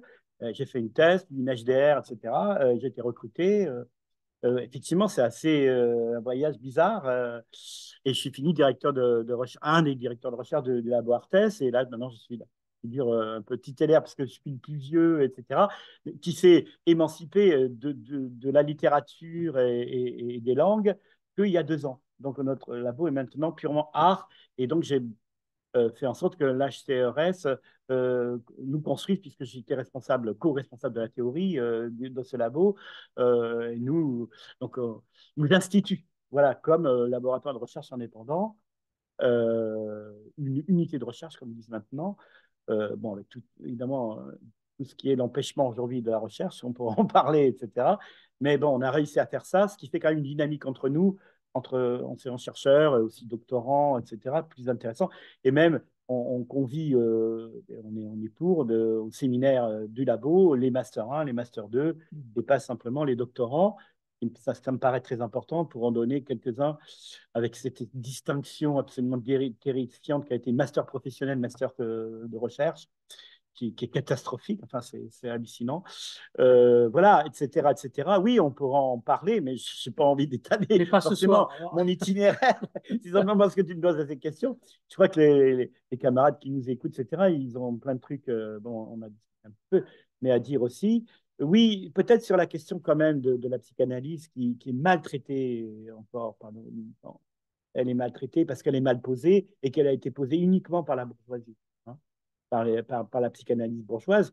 Mais bon, Gori m'a bien expliqué qu'il n'y a pas que ça. Il y a pas que.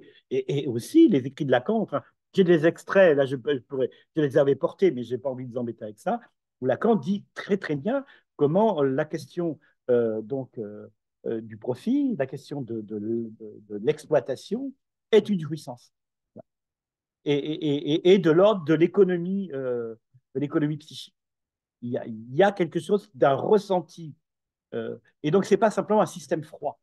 Hein, voilà. Ce n'est pas simplement quelque chose de rationnel au sens. D'ailleurs, il y a des rationalités folles, comme on sait, puisqu'il y a des délires très, très, très, très rationnels. Donc, repenser cette question-là, qui me semble absolument fondamentale de la représentation, parce qu'il ne faut pas non plus dériver ailleurs, parce que la question de la représentation et donc et de la rationalité qui va avec et de l'expérience et de l'expérimentation, avec tous les niveaux, en comprenant aussi que l'art, c'est aussi de l'expérimentation et de l'expérience. Et les deux sont différents. Il faudrait distinguer ça. Il y a John Dewey qui a écrit de l'art comme expérience, mais il y a aussi de l'art comme expérimentation, puisque aujourd'hui, il y a de plus en plus de recherche-création, y compris dans les labos scientifiques, etc. La recherche-création, qui me semble donner un nouveau statut aux artistes, qui est quand même intéressant, voilà, qui questionnent les scientifiques que ce soit en sciences dures ou en sciences humaines et sociales comme je suis, même si je ne suis pas du tout indifférent à ce qui se passe dans les sciences dures. Il me semble que là, il y a de l'espoir aussi. Pourquoi la figure de l'artiste est convoquée aussi au sein des laboratoires de recherche. Ça me paraît important. Alors, ce que je te propose, et si Vincent en est d'accord, on pourrait consacrer une soirée justement à ces questions-là, qui nous permettrait de revenir sur un certain nombre de préoccupations communes, hein, Oui, justement sur la place de la culture, sur la place des artistes, on sur la peut le place faire de à l'art. deux parce que je ne veux pas non Bien plus entendu, personnaliser le mais débat. il n'y a pas de Ça n'a souci. aucun Non, mais ça intérêt. peut être un échange. Remets ton micro, Vincent. Et Martine, si tu veux quand même essayer d'ouvrir ton micro, en bas à gauche de ton écran, l'écran de Zoom, en bas à gauche, normalement, si tu cliques. Dominique, Ah, mais ça y est, tu Ah as ben là, ouvert ton voilà. micro. Ah, ben voilà, ça te dit bien. autre chose, je suis désolée, j'ai pris la réunion tardivement pour des problèmes techniques. Je partage beaucoup des ressentis de monsieur, mais moi je suis arrivée au moment où vous parliez beaucoup de démocratie, des démocraties, et ce point-là, moi, me souciait beaucoup. Et si on revient à l'actualité et de nos jours, il y a un point qui me soucie beaucoup, c'est la participation des jeunes aux élections. Par où passe l'information chez les jeunes, mais surtout et principalement quand on sait qu'à peu près la moitié de la planète va voter en 2024, sachant que tout ce qui est de l'ordre de l'intelligence artificielle, on va s'en servir pour attaquer les contenus, pour l'expérience la dernière qu'on a eue, c'était pour les élections de Trump, les avant-dernières. cette intelligence artificielle qui va intervenir pour attaquer nos démocraties directement. Cette technologie-là, on la maîtrisera, elle sera toujours un temps d'avance par rapport à nous. Et moi, je suis extrêmement inquiète parce que la principale attaque de nos démocraties, c'est de dire, de faire croire et de faire penser qu'il n'existe pas de vérité objective. Et Bien sûr. voilà. Et comment dire, je ne vais pas dire éduquer, c'est pas ça, parce que c'est pas un problème d'éducation. Vous parliez de mutation, on est en plein là-dedans. On ne le mesure pas, nous, gens de notre génération, mais les jeunes ne regardent pas la télé. Ils Non, non. sont, faut, moi, je Sur les regarde souvent, réseaux, oui, oui, bien voilà, sûr. moi, je regarde souvent TikTok pour voir de quoi il Ah, moi, je s'agit. l'ai, hein.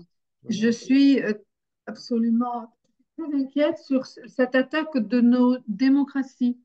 C'est nos démocraties qui sont attaquées. Ben, tu lances un débat, hein. Tu lances vraiment Non, non, un débat. on en Non, non, non, reparlera mais du cercle euh, condensé parce que je vais. Mais on est d'accord, puisque effectivement, l'aboutissement, alors d'abord, l'intelligence artificielle, ça n'existe pas, c'est un construit idéologique, mais Oui, ça, voilà, ça c'est hyper important à comprendre, que effectivement, la production de contenu est évidemment aussi, ça c'est les contenus qui vont être automatisés, et puis ça peut aller très vite sur les réseaux, mais aussi des professions entières qui peuvent être effectivement comme ça éliminées, puisqu'on peut, on peut faire un plan d'architecture, on peut faire de la musique, euh, on peut faire, d'ailleurs, enfin, on s'en sert aussi quand excusez-moi, même je vais vous interrompre. Vous avez parlé de McKinsey tout à oui, l'heure. Ce sont les meilleurs dans ce domaine. C'est oui, eux qui vont agir sur les populations de nos démocraties. oui, oui, mais on est tout à fait d'accord. Mais Ouais. la question, c'est comment et jusqu'où la croyance à la technologie et à la technoscience comme progrès humain comme peut perdurer euh, euh, en termes justement du bonheur réalisé et d'absolue vérité, c'est-à-dire indépassable. Si effectivement ce discours vrai, hein, c'est ce que Foucault appelle un régime de vérité, qui est celui non plus de la science, mais de la technoscience, qui n'a rien à voir, parce que et lui aussi était préoccupé comme Lacan du discours scientifique. Le discours scientifique est extrêmement important. C'est un discours, mais il est mis au même rang que les autres. Hein. Et le discours, la question de la vérité dans le discours scientifique, évidemment, n'est pas du tout la même que dans le discours de la consommation ou de l'idée. C'est plus qu'une idéologie. C'est pour ça que c'est important de comprendre que ce changement dont tu as parlé à Tusser, de ne pas faire seulement une analyse de contenu, mais une analyse de discours, c'est un changement méthodologique majeur, parce qu'il ne s'agit pas de comprendre euh, euh, finalement ce qui est énoncé au niveau des, des significations, mais comment et de quelle manière c'est énoncé. C'est-à-dire ce qu'on appelle l'énonciation, c'est-à-dire comment c'est mis en scène cette énonciation comme discours de la vérité. Parce qu'il y a une façon de mettre en scène, même dans la publicité, quand on voit la simulation, même pour des lessives, etc., il y a toute une esthétique euh, qui cache, et évidemment un poids politique, une esthétique qui fait que le, la technoscience, mais dans les pratiques, on sait très bien scientifiques, elles obéissent à des protocoles scientifiques très précis, et que la vérité scientifique, il faut évidemment, c'est un progrès de la raison, et elle est remise en cause, mais comme toujours, par tous les autoritarismes, y compris les fanatiques religieux et autres, mais il y a aussi des fanatiques de la technoscience, c'est-à-dire que on oublie toujours que c'est quand même, enfin, si c'est les États-Unis qui sont fer de lance de l'innovation qu'ils appellent technologique, elle est très religieuse. C'est-à-dire que n'oublions jamais que les États-Unis, il y a du monothéisme. Il y a du monothéisme. On voit comment ils ont réprimé, par exemple, les croyances du Mexique, etc. De tous les pays qu'ils ont occupés, mais comme nous en France-Afrique, etc. Il y a une répression aussi des croyances et des modes d'existence. C'est pour ça que la question du mode d'existence, ce n'est pas simplement un concept. Mode d'existence, c'est-à-dire comment je suis l'être au monde, hein, comment mon existence et non pas une naissance, voilà, est remise en cause dans des pratiques. Parce que la violence, elle est là. C'est mon existence, c'est l'existence des jeunes qui est remise en cause. Ils dorment plus, ils mangent plus, etc., etc. Ils voient de la pornographie très jeune, etc. Mais c'est leur mode d'existence en tant qu'adolescents, enfants qui est remis en cause. Hein. Et ça, c'est une dimension politique fondamentale, y compris les violences sexistes. Si on en parle, heureusement, il faut en parler comme nous, militantes féministes, en parlent, et pas n'importe comment. Autrement, ça fait de la psychologie. Hein, c'est pareil que le coaching et ce qu'ils appellent aujourd'hui le développement personnel. Hein, tu vois, il faut remettre du politique là où on croit que c'est simplement du social et du culturel. Les artistes n'ont jamais cessé que d'être dans un rapport entre esthétique et politique. Donc, on a quand même, y compris même dans le discours militant, mis de côté la question de la création, y compris scientifique, pas nous, parce qu'on a été même créé, je parle des communistes, traités de scientistes, mais il y a des gens qui nous ont traités de scientistes. Oui, il y a une vérité scientifique. Alors après, elle est relative, parce qu'une théorie en chasse une autre, et elle est évolutive, elle est provisoire. La vérité scientifique, c'est parce qu'elle est ni relative ni absolue, elle est provisoire. C'est l'état des connaissances à un moment donné dans un domaine. Mais c'est un progrès humain fantastique. Mais c'est ça aussi la laïcité. C'est contre les églises et les États, mais c'est aussi un mode de raisonnement de la rationalité. Il dit toute croyance est respectable, mais en tant que croyance. Et là, ils nous font le coup de l'IA, évidemment, mais c'est de la simulation, justement. C'est une simulation, alors là, absolue. Hein, on va, par exemple, le robot va produire, parce qu'il n'y a pas que des robots humanoïdes, le robot va produire un article de presse, un article de revue, même, y compris maintenant, comme on sait, un exposé, hein, un mode de discours simulant la scientificité. Mais je peux te dire que, non, je peux vous dire, puisqu'on se voit pour l'instant, euh, que en tant que chercheur, je reconnais quand c'est un de mes étudiants qui écrit, parce qu'on connaît l'énonciation. Je pense que Vincent sera d'accord. Dans une copie, il y a quelque chose du corps, de la corporéité, de l'existence singulière d'un élève qui passe toujours, ou qui lui échappe à travers les mots. Hein.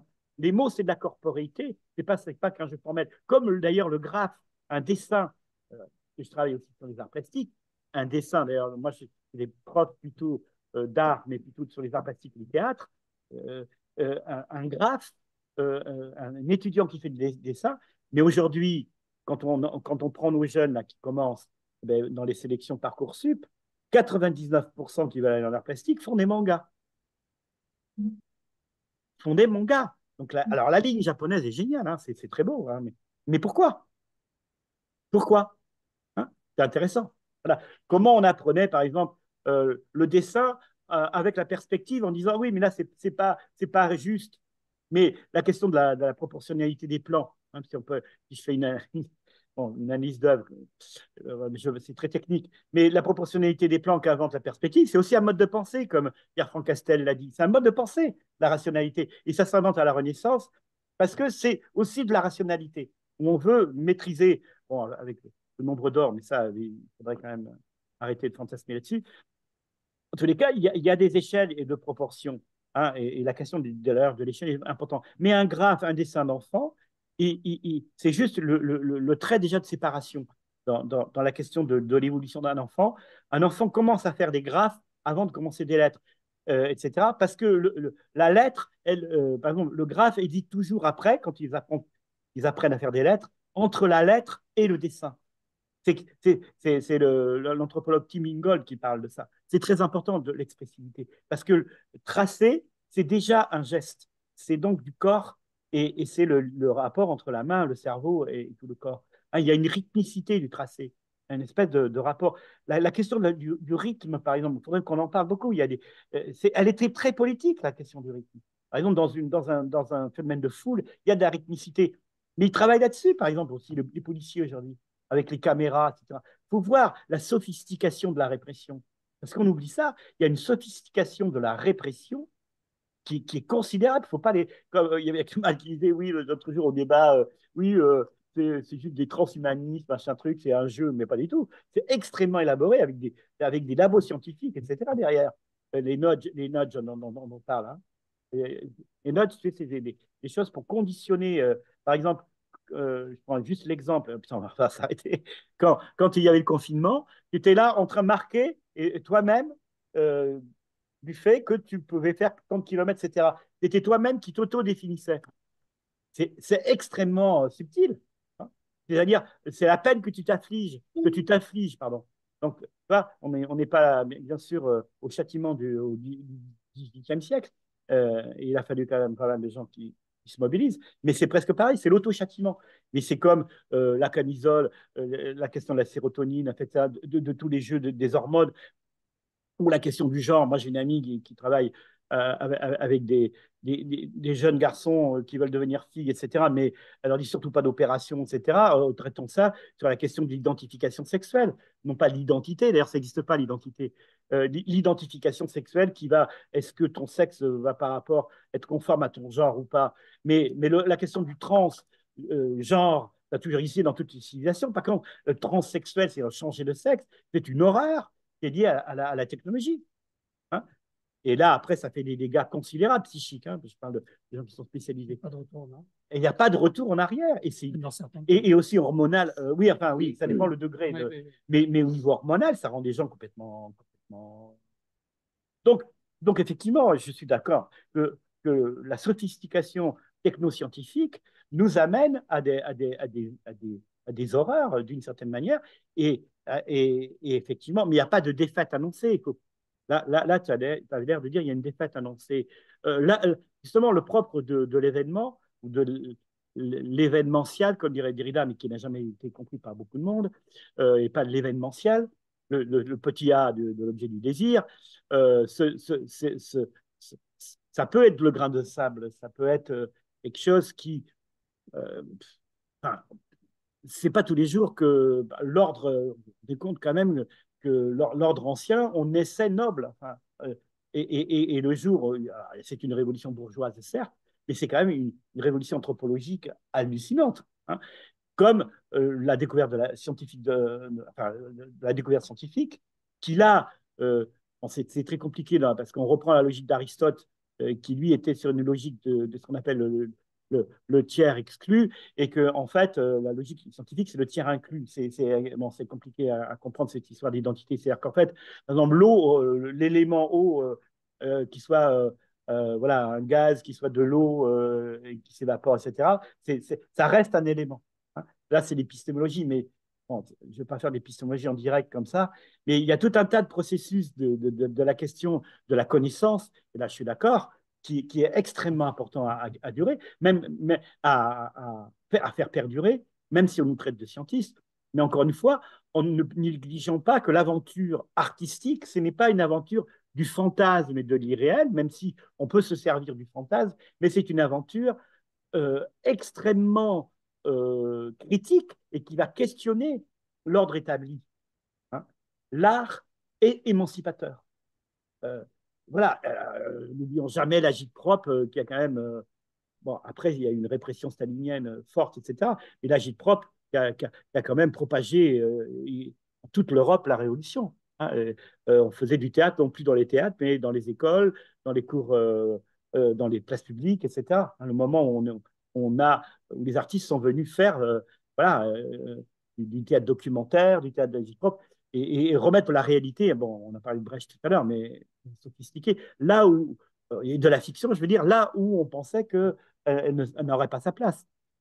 Bon, pareil dans le théâtre bourgeois, etc. Les théâtres, ça se construit qu'au XVIe siècle. Avant, il y a pas, c'est pas construit un théâtre. Enfin, tu sais, c'est tout un tas de trucs. Dans l'histoire de l'art, on pourrait prendre plein d'exemples. Moi, je travaille aussi sur la question du design, qui est absolument fondamentale. On oublie que ceux qui vont, alors, pour des raisons un peu réactionnaires quand même, mais par exemple, William Morris, c'est quand même, bon, socialiste, un petit peu socialiste trop, mais qui va faire une entreprise, mais il va s'ériger contre le modèle industriel. La plus grande, et là j'arrête, la plus grande arnaque, c'est que la révolution industrielle n'ait pas été désirée par le peuple. Et ça a été une répression comme on ne peut même pas imaginer. Comme on a réprimé les villageois, y compris en empoisonnant des puits, en massacrant des gens, etc., pour qu'ils aillent dans les usines. Et alors, et esclavage, n'en parlons même pas. Il y a une violence du capitalisme, mais encore, c'est hallucinant, quoi. C'est quand on regarde l'histoire, mais qui est considérable. C'est la même violence aujourd'hui qui est plutôt peut-être symbolique, mais la violence symbolique dont on a parlé Bourdieu de façon extraordinaire, mais la violence symbolique, ça va aussi avec la violence physique. Les deux sont. Mais effectivement, aujourd'hui, il y aurait peut-être moins de. Par exemple, dans les répressions des manifestations, il n'y aura pas tant de morts. Voilà, ils font en sorte. Mais la répression est autant violente. La violence ressentie est extrêmement. Enfin, pour avoir discuté, sans compter qu'on sait quand même que dans les dernières manifestations des Gilets jaunes, ils mettaient plus de cyanure. Hein. Donc les gens ont eu des problèmes de respiratoires. Hein. J'ai des copains médecins qui m'ont raconté qu'ils ont eu en urgence des manifestants qui avaient du mal à respirer, qui avaient peut-être des problèmes respiratoires au départ, mais qui ont vraiment eu des santé, évidemment, etc., etc. Donc la violence est là, et la question des pratiques, soyons vigilants. Voilà. Soyons vigilants, parce que c'est bien beau le purement théorique du débat, mais faisons le lien théorie et pratique toujours, et pratique et théorie. Il n'y a pas simplement théorie et pratique, mais pratique et théorie. C'est dans les deux sens. Et la question, pour moi, importante de l'action militante, c'est ça, c'est à un moment donné où la pratique du militant qui n'est pas forcément extraordinaire en théorie, mais qui va, par la pratique, comprendre des éléments de théorie. Et je crois beaucoup à ça. Même d'ailleurs, je reviens à notre Écossais, à Tim Ingold, et il explique ça très bien à ses étudiants. Par exemple, il leur fait ramasser les coquillages sur la plage, etc. Et bien, ils comprennent mieux la question de la forme en faisant cet acte-là pratique. Hein, où, on peut penser, par exemple, tous ces gens qui ne savent pas que le savoir-faire d'esthétique, par exemple, dans la campagne, quand on voyait les bêtes, quand on voyait les arbres, les plantes, etc., il y a une esthétique qui n'a jamais été l'esthésiste, hein, au sens esthésiste, reconnue. Et il faut arrêter. Tout ça, c'est de l'ordre, évidemment, d'un monde. Euh, euh, J'espère qu'il ne va pas s'écrouler, mais je pense que oui, d'une certaine manière, je viens de le dire, il y a un effondrement du symbolique euh, euh, dont le capitalisme n'a aucune conscience, mais qui est là et qui crée des troubles, un malaise, comme dirait Freud, dans la civilisation, hein, ou dans la culture plutôt. Maintenant, on sait que c'est plutôt culture sans civilisation. Un malaise dans la culture. Voilà. Merci, Christian. J'arrête. Merci, Christian.